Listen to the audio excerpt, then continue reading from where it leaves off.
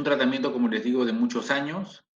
Hay que entender que el cáncer como una enfermedad sistémica que tiene relación con alteraciones de la inmunidad, del metabolismo, de la nutrición hormonal y la parte del oxígeno, no es una imagen reducida, como esto ya lo destacamos la clase pasada, sino un tejido que tiene relación con las estructuras y las células vecinas, que tiene mecanismos tanto relacionados a todas estas estructuras y que también estas células o estos tejidos que están cohabitando con el cáncer, con las células del cáncer, también le brindan algunas propiedades a estas células.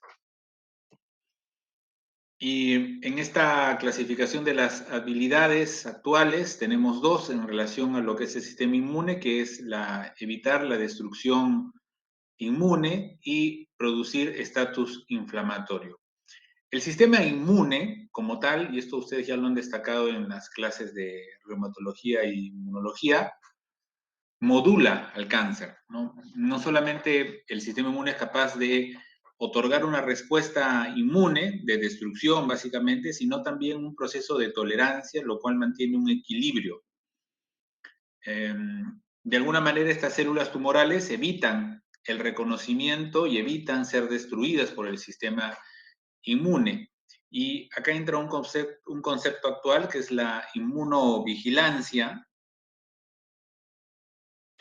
que está de acuerdo a las fases de desarrollo del cáncer. Inicialmente, en una lesión premaligna, el sistema inmune, esta inmunovigilancia, va a eliminarlas, a estas células premalignas.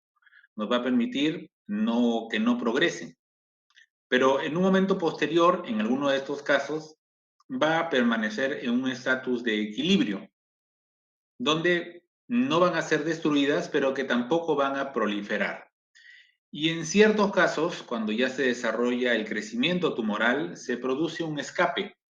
A estas tres E, tanto de eliminación, equilibrio y finalmente un escape, lo que se traduce en una inmunosubversión, se le conoce el concepto de la inmunoedición, ¿no? Acá un poco de lo mismo que hablamos. Y la inmunoterapia, que es un tratamiento que refuerza eh, o restituye la habilidad del sistema inmune para pelear no solamente contra el cáncer, sino contra las infecciones o otras enfermedades, ¿no? Entonces la inmunoterapia está presente en la historia desde hace muchos años, 1796, con la introducción de las vacunas. Bueno, en el desarrollo oncológico eh, podemos destacar el año 1890, cuando un doctor Coley crea una primera inmunoterapia de tratamiento al inyectar bacterias directamente sobre el tumor, en este caso fue un tumor de mama, para ver cómo el sistema inmune, al atacar a estas bacterias directamente introducidas en el tumor, responde también eliminando parte del tumor. Esto, claro que no es un tratamiento que actualmente lo vamos a usar, pero da pie a la investigación de cómo el sistema inmune activado puede también tratar al cáncer. Y a partir de ahí han habido distintos eventos importantes. A la actualidad, la participación en cáncer están con los anticuerpos monoclonales, como lo hemos visto hace un momento, pero principalmente con los inmunadores checkpoint, que es lo que vamos a destacar. En este ciclo de relación entre cáncer e inmunología, empezamos en el punto número a liberar antígenos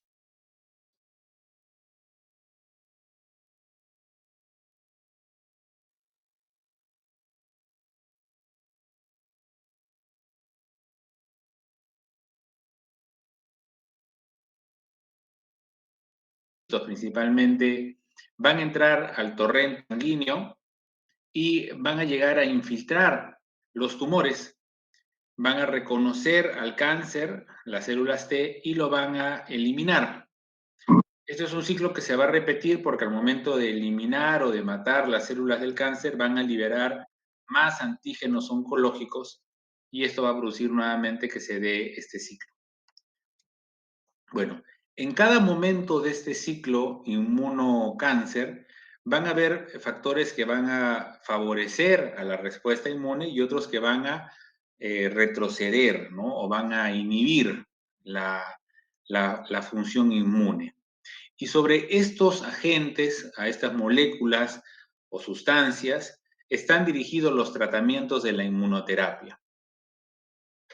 En esta fase donde existe por parte de las células dendríticas activadas una activación de las células T, se produce una sinapsis, ¿no? Esta primera sinapsis es entre la célula dendrítica y la célula o el linfocito T.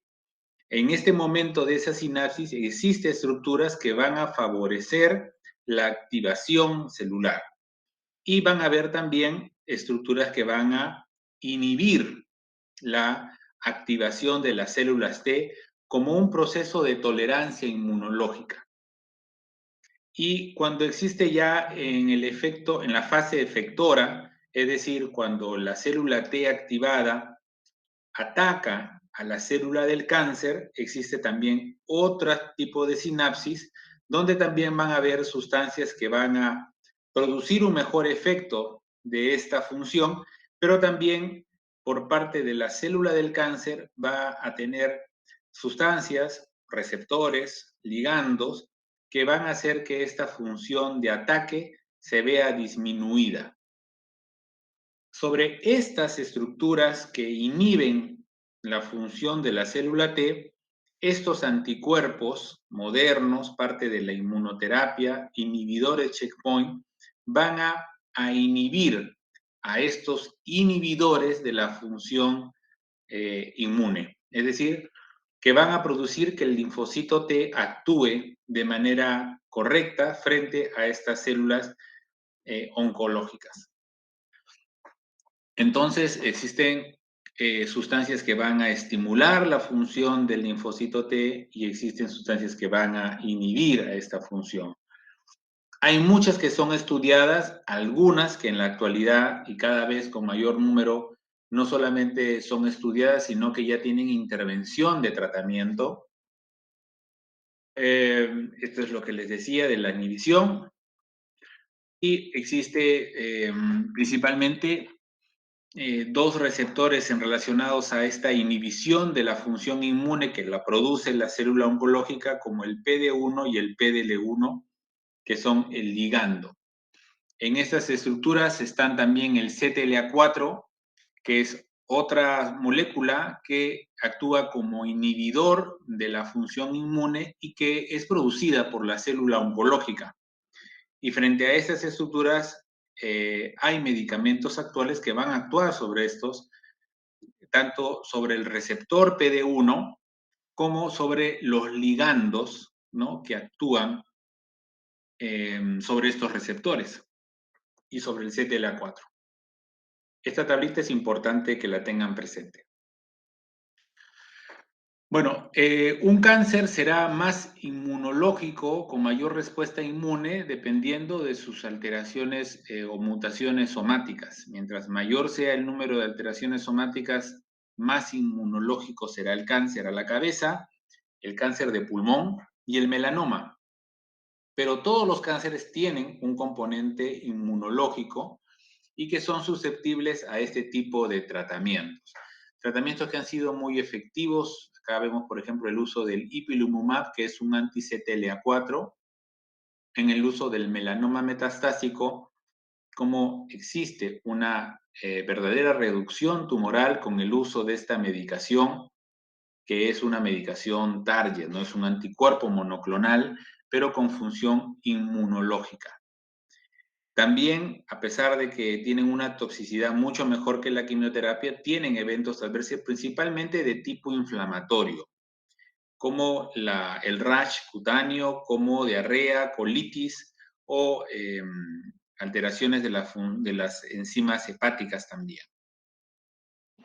La respuesta es diferente a la evaluación de la quimioterapia porque inicialmente puede haber un incremento del tamaño visible del tumor, pero que este incremento no está dado por las células del cáncer, sino por la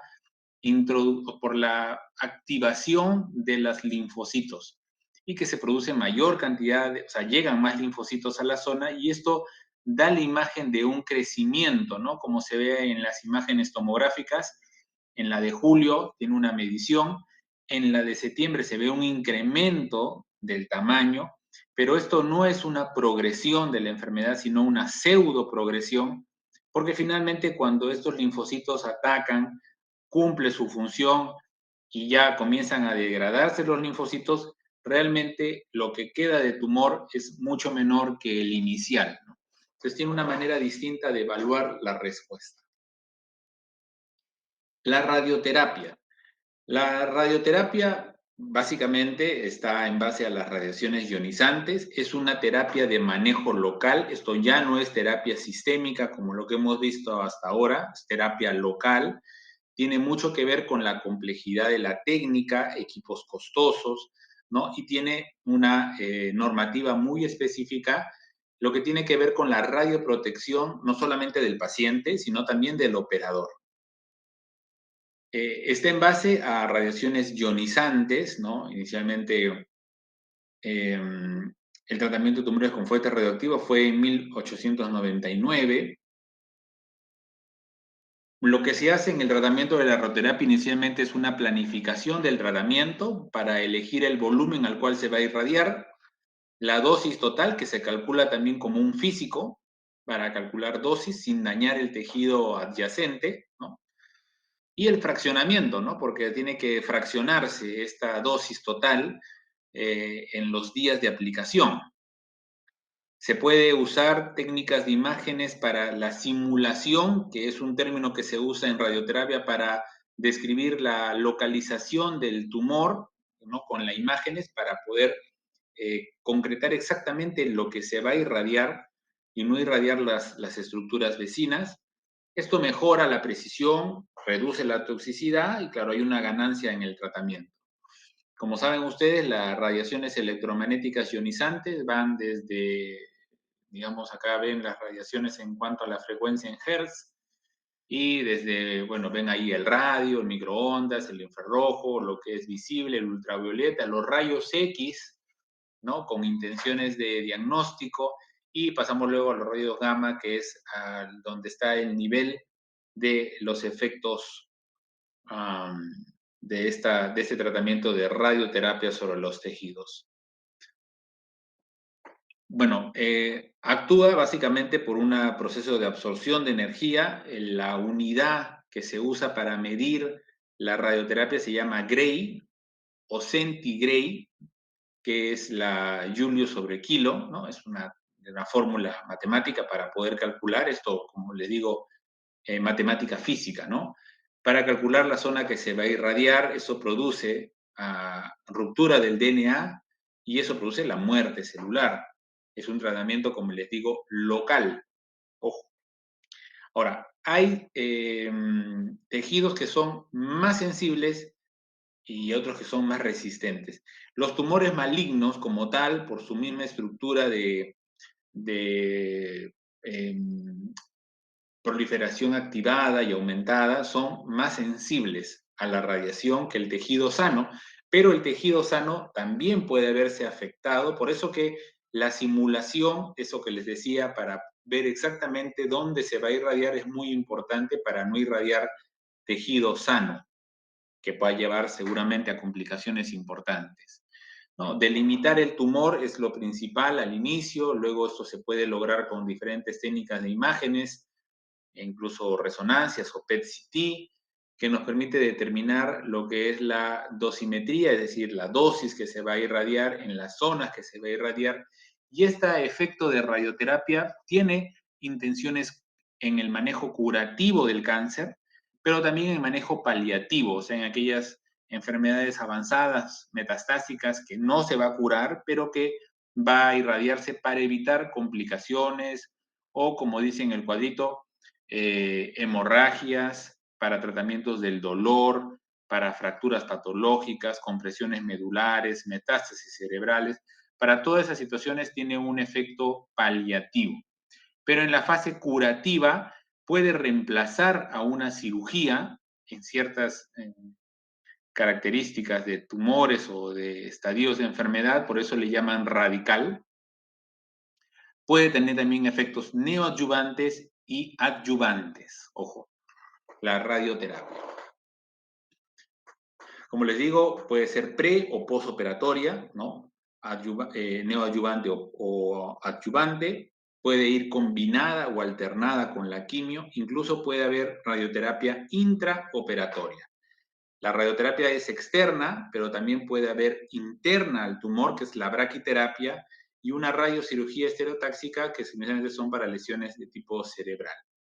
Estos son los equipos modernos que se usa para la radioterapia externa, cada vez con mayores tecnologías que permiten dar el efecto de radioterapia solo en las localizaciones que se requiera. También está la braquiterapia, que son por medio de estos aparatitos que van directamente sobre el tumor, se introducen para dar un efecto muy local, o la radiocirugía estereotáxica en las metástasis cerebrales. Es un tratamiento muy clínicamente eficaz, es también costo efectivo predominante, ¿no? A comparación de los tratamientos sistémicos, pero tienen momentos indicados de actuar. El desarrollo de la radioterapia ha mejorado la calidad y la precisión, ¿no? Con estas unidades de acelerador lineal, que son estos equipos, son unas tremendas máquinas que permiten un tratamiento mucho más efectivo. Ahora hablaremos del tratamiento quirúrgico en el cáncer. De todos los tratamientos que hemos visto, el quirúrgico, por ser, digamos, en la historia del tratamiento de la enfermedad, es el más antiguo. Es el pilar principal en los tumores sólidos, no en los tumores líquidos, como ya ustedes han llevado leucemia y en algunos casos hemos comentado sobre los linfomas. El tratamiento de las leucemias y linfomas no es operar, igual que los mielomas, es tratamiento médico, por eso que la cirugía es el pilar principal de los tumores sólidos, ¿no? Se puede usar con diferentes finalidades la cirugía, lo vamos a ver más adelante. Además de eso, tenemos que tener siempre en consideración al paciente oncológico en cuanto a la valoración preoperatoria para ver el riesgo-beneficio de una cirugía, con todas las características que se debe tomar en cuenta para que un paciente pueda ser operado en cuanto a su situación general y a las expectativas que tenemos de tratamiento. Y una de las características principales, que esto es importante que ustedes lo sepan, es la escala para medir el status performance de un paciente. Tenemos dos tipos de escala, la escala del Kapnowski, que va del 100 al 0, digamos, 100% es el que tiene su actividad normal y que va reduciendo según las características que ahí están mencionadas, y el ICOG, que es la ECOG, ¿no? ECOG, que va del 0 al 4. En algunos casos dicen 5, que es la muerte. Pero el 0 es el que tiene su actividad normal, el 1 es el que es sintomático, pero puede realizar sus actividades normales, diarias, cotidianas con normalidad. El ICOG-2 es un paciente que tiene que estar en cama por los síntomas del cáncer, menos del 50% del día, el 3 más del 50% y el 4 es el postrado, que está en cama. La cirugía tiene diferentes finalidades, como les decía, puede ser diagnóstica mediante las biopsias, o sea, tomar una biopsia incisional o excisional.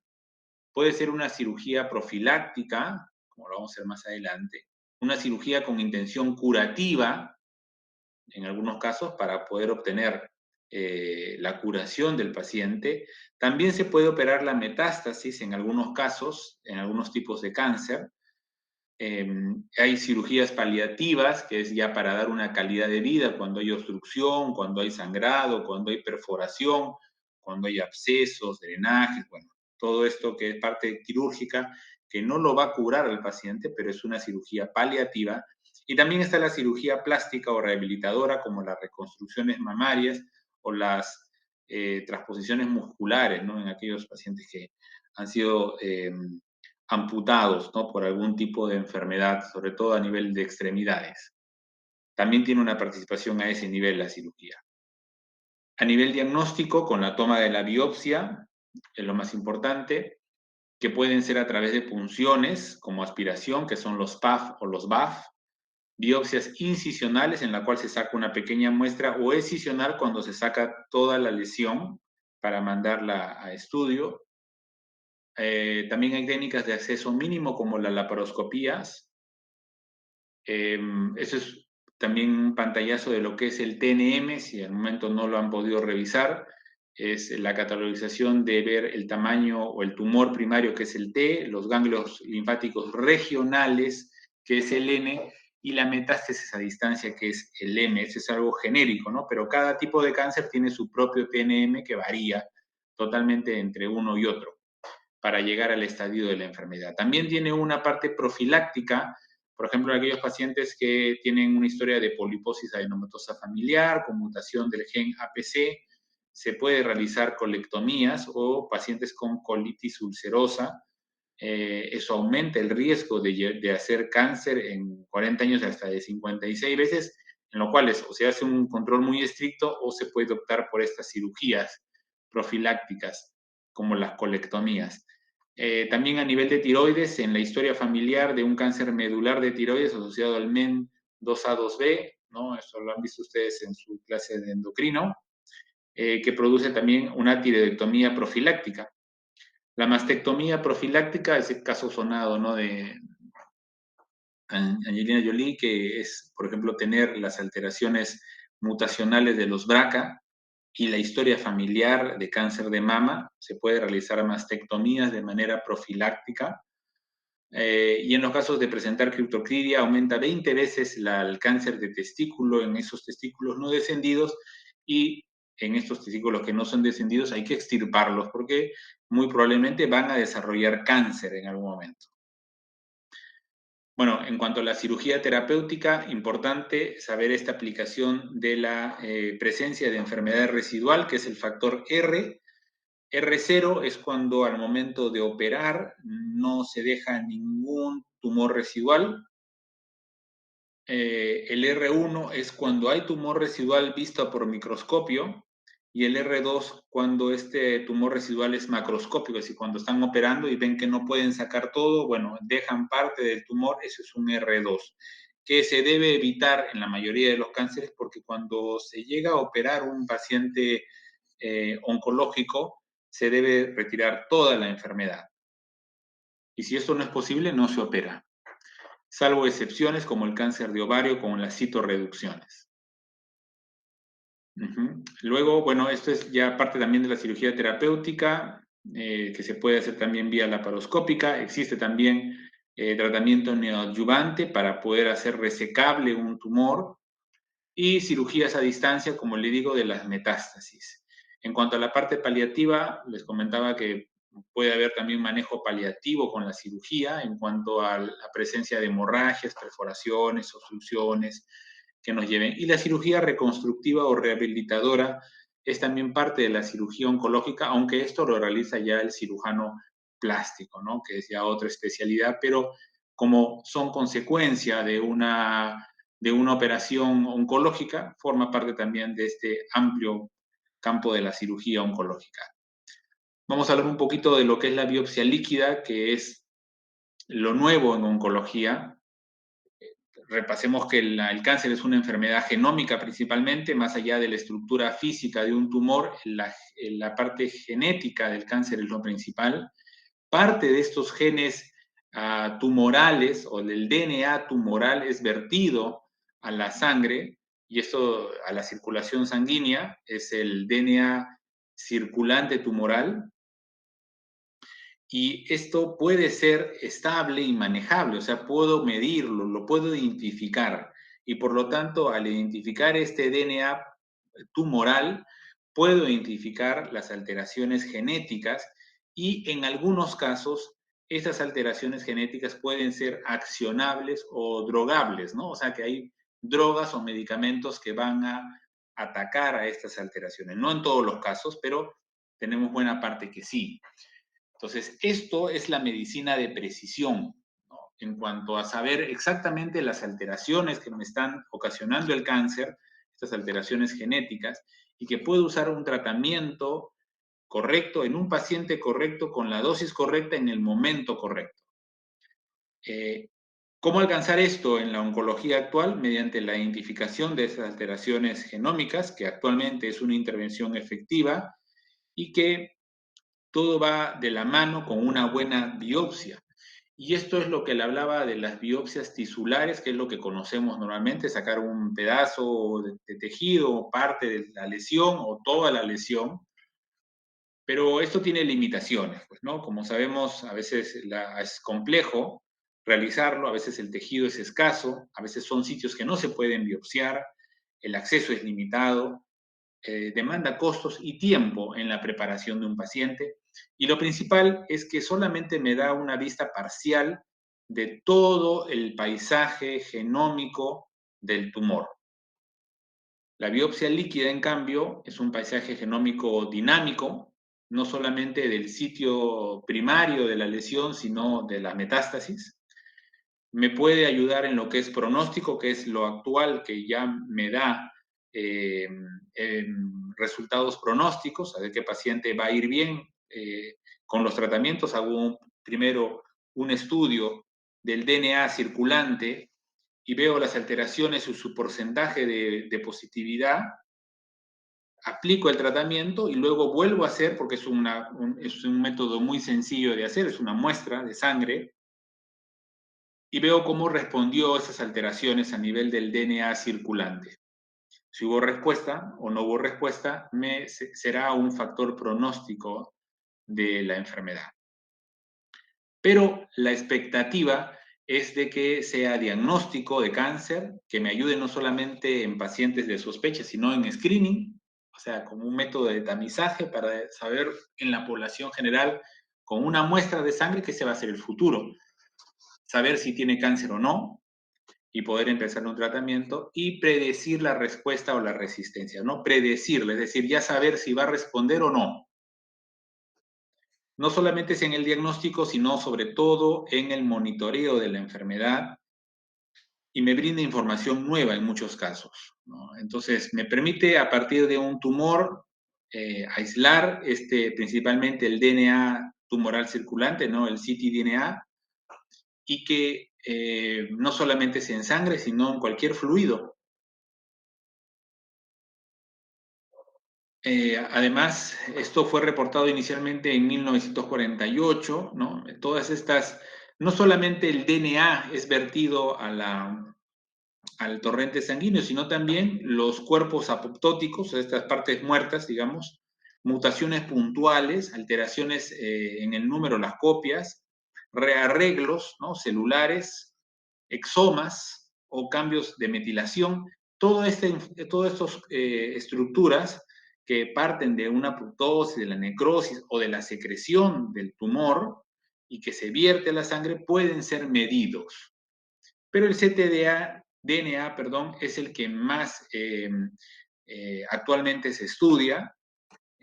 Proceden de células tumorales vivas, ¿no? No solamente son sustancias de muerte, de necrosis o apoptosis, sino que son células tumorales vivas, por eso que tienen una información más rica en cuanto a la inestabilidad genómica propia del cáncer y que me permite hacer estudio. Esto está relacionado directamente con el estadio de la enfermedad. A mayor estadio de la enfermedad, lógicamente habrá mayor ctDNA detectable y algunos cánceres tienen mayor cantidad de vertir este ctDNA en la sangre que otros. Entonces hay una relación, la calidad de la tecnología es muy importante, los equipos son grandes equipos, caros, ¿no? Que aumentan la sensibilidad, especificidad y concordancia entre lo que se encuentra a nivel de la sangre o, digamos, del fluido y lo que está en los tumores, ¿no? Esa concordancia. Esta concordancia, por ejemplo, en cáncer de mama, en los triples negativos, alcanza hasta un 75%. Vean también cómo el carcinoma de primario no conocido es uno de los cánceres que más se estudia a este nivel porque no tenemos justamente un sitio primario. Entonces, tener un paisaje genómico mediante una biopsia líquida y que el 99% son accionables, es decir, que vamos a tener un medicamento que va a ir contra esa alteración, es muy importante, también en cáncer de pulmón. En la actualidad, aunque todavía esto es complejo de manejarlo en todos los centros, es el gol estándar hacer la biopsia tisular, pero la biopsia líquida va a ser una realidad potencialmente necesaria, ¿no? Todavía nuestra principal misión cuando tenemos un cáncer es tomar una biopsia tisular, una biopsia de tejido, una biopsia clásica, digamos, pero ya en el futuro la biopsia líquida nos va a dar todas estas ventajas, ¿no? Que no es invasiva, que es fácil de repetir, si es que fuera necesario repetirla, no tenemos que volver al paciente a sala de operaciones, sino que la ponemos una muestra de sangre, nos da una visión de la heterogeneidad del tumor espacial y temporal, ofrece una mejor comprensión de la enfermedad y nos da un monitoreo en tiempo real, ¿no? Tanto de la respuesta a los medicamentos como las posibles resistencias que pueda tener. Ahora, aún, como dice, la práctica clínica aún no está establecido.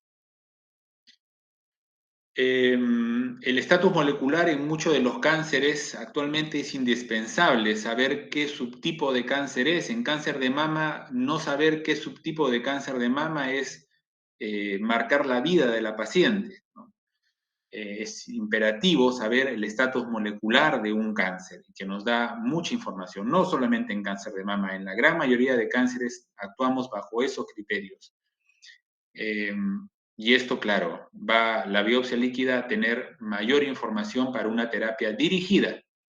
Ahora, no todos los cánceres vierten la cantidad suficiente del DNA, por eso también puede haber algunos falsos negativos. En el manejo del cáncer de pulmón, el NSLC, que es el no small cell lung cancer, o sea, el cáncer de pulmón de células no pequeñas, que es el más común de todos los cánceres de pulmón, eh, si no podemos obtener un espécimen quirúrgico, es decir, una biopsia tisular, vamos a tener que usar la biopsia líquida.